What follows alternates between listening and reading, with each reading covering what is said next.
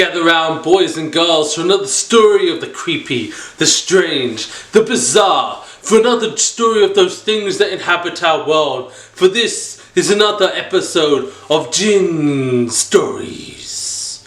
Assalamu alaikum wa rahmatullahi wa barakatuh. My name's Abdul Kareem, and today we're going to be sharing with you another ghost story. You'll find out why I use this at the end. So, this story takes place over 30 years ago here in Canada.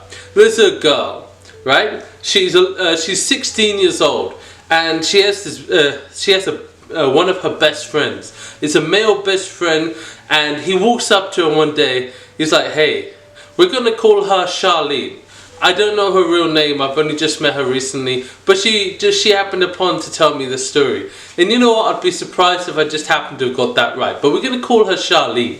Anyway, so Charlene is hanging out one day, and this boy that she's known for years and years, she grew up with this boy. He walks up to her and he says, "Hey Charlene, you know we're best friends. We've known each other for years and years. And I was just wondering if you wouldn't mind going out with me." And you know, she had her eye on some other boy. So she shook her head and said, "Sorry, I got my eye on someone else. I got a crush on someone else." So disheartened and despondent, the guy goes home. Goes back to his home, and you know what, to cheer himself up, he decides that he's gonna go with his mates out onto an expedition. He's got his driver's license, just recently got his driver's license, got it in his hand, like, wow, just gotta use this bad boy up. So he gets in the car, him and his friends, they go out driving, it's late at night. Now nobody knows what happens, right? Because he could have gotten drunk, but whatever. They go on the road trip, and there's an accident, terrible accident. The car goes off the side of the road, slams into the front of the other car, both head-on collisions. The boy is dead. The girl gets the news, she's heartbroken. She keeps thinking to herself, "Oh man, if I had just said yes, he wouldn't have gone. If I had just said yes, he would still be alive today." Of course, we all know as Muslims that when it is our time, it is written. Whether we go to war, whether we go out driving, whether we sit alone in our home, when our time is written, we will die.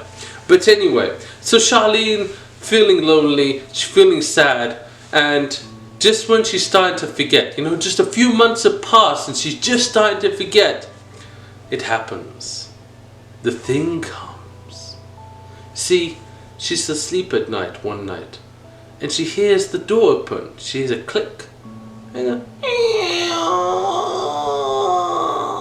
as the door slowly grinds open.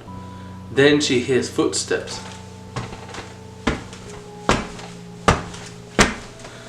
And she freezes.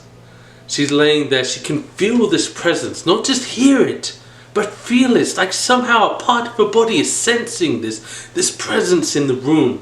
And she keeps pinching herself. She's like, "Am I asleep? Am I asleep? Am I asleep?" But she's thinking, she's convincing herself that she must be asleep. She's feeling this thing in her room. And she can know that it's something not of humankind. For if this was a person, it would have been different. She lays there with her back to it, too afraid to turn around. She's too afraid to look over her shoulder for the fear of the thing that might be there. And you know what? Just before she falls asleep, strangely enough, these things sometimes make us fall asleep, she has this feeling that it is that boy. The next day she wakes up and is like, "Did that really happen?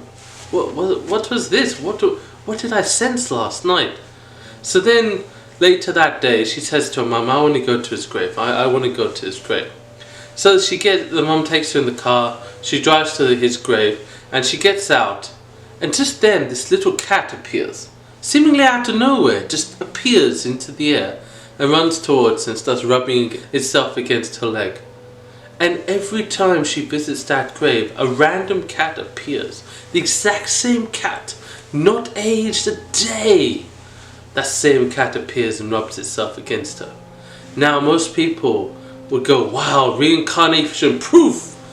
But we as Muslims know it is a trick of Iblis. This is a trick of the devil. The devil wants us to think, ooh, reincarnation is true. Why? Because when somebody is gone from the dunya, when someone's gone from this world, the devil wants us to feel that there's some way of getting them back. There's some way of snatching them back. I need to tell you guys the hard truth. When someone is passed from the dunya, when someone is passed from the living world, they can't be contacted. I know it's hard, right? And there are moments in dreams when you can contact them momentarily, but it's just a fleeting moment that is quicker than the flash of an eye.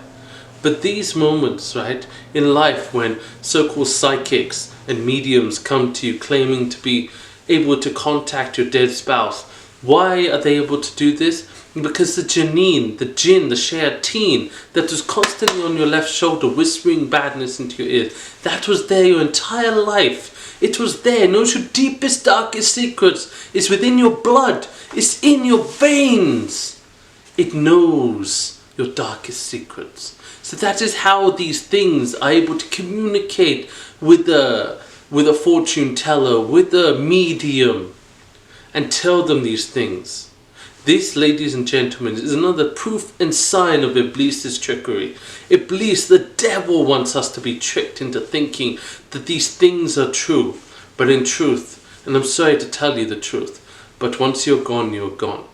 And there's no coming back. There's no reincarnation. There's no recycling of the soul. No, it is gone from the dunya forever. Well, hope that didn't break you in your spirits. And remember, there are strange things in this world. The janeen are just as natural as the wind, raccoons, squirrels, any other thing in this world. They are a living thing, not to be feared.